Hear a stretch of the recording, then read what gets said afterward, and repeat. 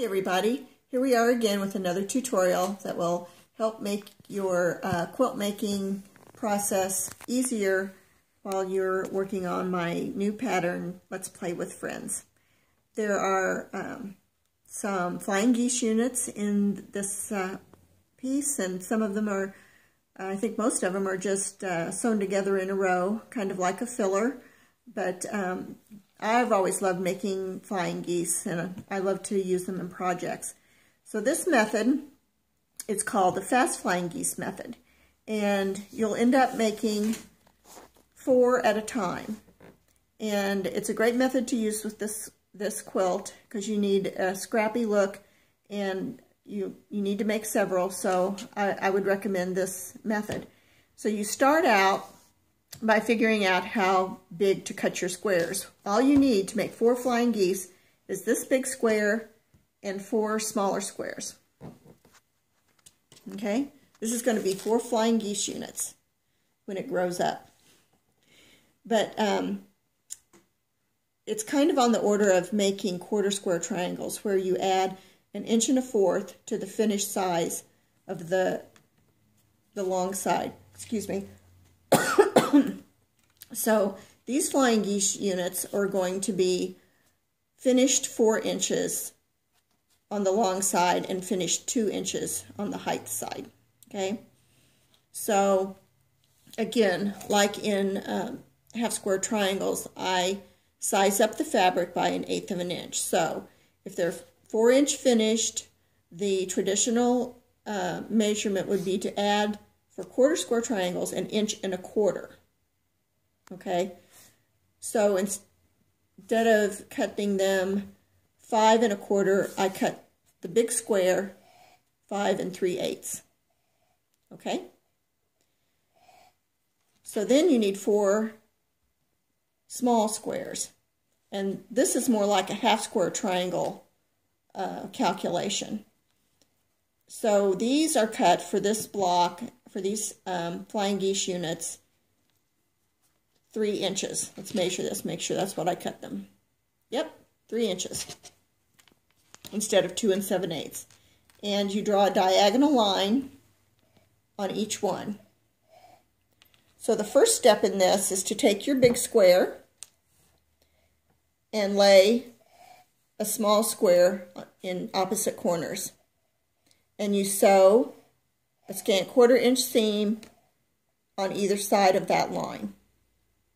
Okay, so when you're done with that, you want to cut it. And on these bigger ones like this, I do like to use my rotary cutter, but your seams are already sewn, so don't worry about whether you're a hair off the line. It doesn't matter. So now this is what you have, and then we're going to press this.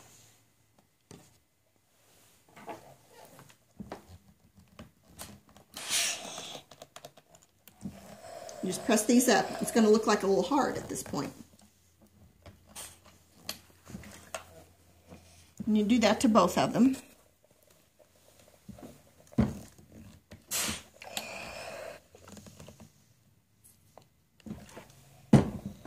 Okay, so that's what you have, and you have 2 of these little squares left over. So you line that up on this end, and I've got a example of that I've already sewn. And again, you sew a scant 1/4 inch on either side of your drawn line. And you'll do that 2 times because you have 2 of these, right? All right, then all you have to do is cut these apart, and you're going to have 4 flying geese units. And then we're going to trim them up, and I've got a couple of different tools that help you do that. I'm going to press these.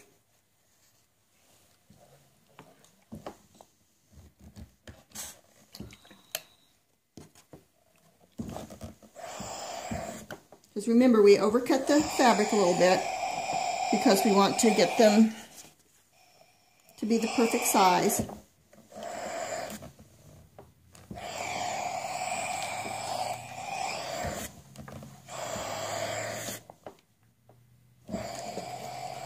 Okay. Now remember I said that the finished size of these units would be 4 inches by 2 inches. So now we need to trim them up to 4.5 by 2.5, which will have your seam allowance. And again, there's a block lock ruler for that. Now, with flying geese, these rulers have to be the specific size of the block you're making. I have another tool, this wing clipper, that has lots of different sizes, so that economically this might be one that you'd like to have, and it works really well too. And I'm going to show you both methods. So here is the block lock ruler, and again they have these grooves on the underside. So you put your unit down, and you want your V in the same orientation, of course, as your block, and slide that right down so it snugs into your seam. And you can see that there's a little bit of fabric hanging over all of the edges. So we're just going to cut that off.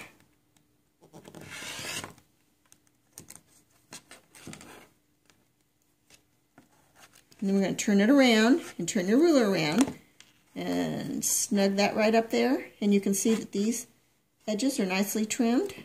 And then there you go. Look at that. Another perfect flying geese unit. So that's the block lock ruler, and that's how that works.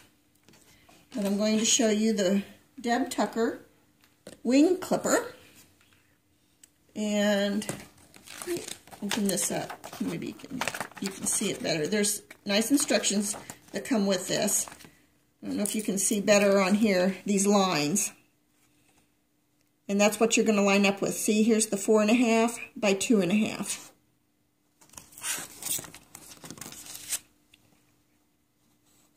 So get one of your units out, and you're going to use these diagonal lines to line up with your seams. Similar again to the block lock ruler, but there's no grooves. You're just going to line up these lines. And on this ruler, like I said, you can make 1 inch, 1.5 inch, 2 inches, 2.5, all the way up to 10.5 by 5.5. I don't think I'm going to ever make a flying goose unit that big, but you can with this one. So, because we've aligned these diagonal lines with your seam, we've got some fabric hanging over the edges here. Trim that off. I think I may have slipped a little bit, but let's see. Let me get this right. Yeah, you just have to turn the block around, not the ruler, like I was trying to do. And again, you're going to line up. These are already trimmed where they need to be, and then trim this side. And there you go. Just another way to make sure your blocks end up to be the right size and you're happy with your product at the end of the day.